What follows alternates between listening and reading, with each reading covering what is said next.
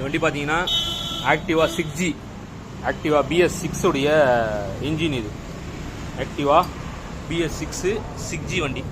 இந்த வண்டியில் என்ன கம்ப்ளைண்ட் பார்த்தீங்கன்னா, கஸ்டமர் வந்து வண்டி ஆஃப் ஆயிடுச்சு, கிக்கர் அடிக்கலை அப்படின்னு வந்தாங்க.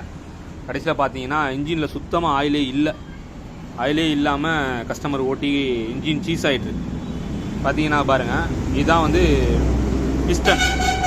இந்த பிஸ்டனில் ஆயில் வந்து சர்க்குலேஷன் இன்ஜினில் ஆயிலே இல்லாமல் ஃபுல்லாக சீஸ் ஆகி இந்த பிஸ்டனும் இந்த சிலிண்டர், இதுதான் சிலிண்டர், அதாவது போர் சொல்லுவாங்க, இதுவும் ஃபுல்லாக என்ன ஆகிட்டு இருக்குன்னா சீஸ் ஆகி ஒட்டிச்சு.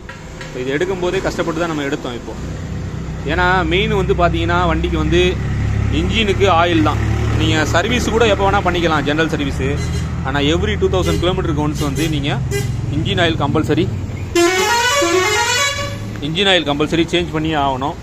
அதனால் தயவுசெய்து நண்பர்கள் அனைவரும், இது வந்து இந்த வண்டியுடைய ஹெட்டு. இப்போ நம்ம இதுக்கு வர head, valve, bore, piston, crank எல்லாமே கம்ப்ளீட்டாக ரெடி பண்ணி தான் ஆகணும். ஆமாம், இது பெரிய பட்ஜெட் ஆகிடும். எப்படியும் பிரிச்சிங்கன்னா ஒரு 10 ரூபாயிலேருந்து ஒரு 15 ரூபாக்குள்ளே வந்துடும் இதனுடைய பட்ஜெட்டு.